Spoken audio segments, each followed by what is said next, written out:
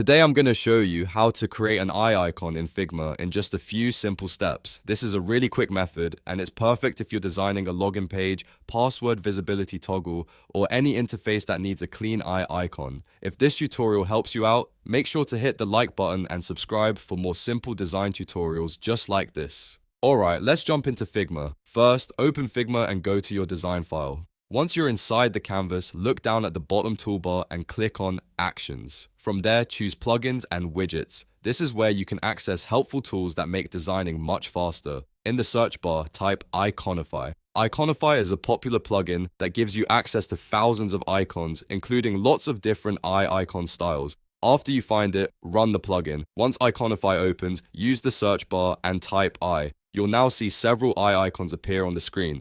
Browse through the options and choose the one that fits your design best. When you've found the icon you want, simply drag and drop it onto your canvas. You can then resize it, reposition it, and style it however you like so it matches your interface perfectly. And that's it. You've created an eye icon in Figma in just a few seconds using Iconify. If this video was helpful, don't forget to like, subscribe, and turn on notifications so you never miss more Figma tips and shortcuts. Thanks for watching, and I'll see you in the next tutorial.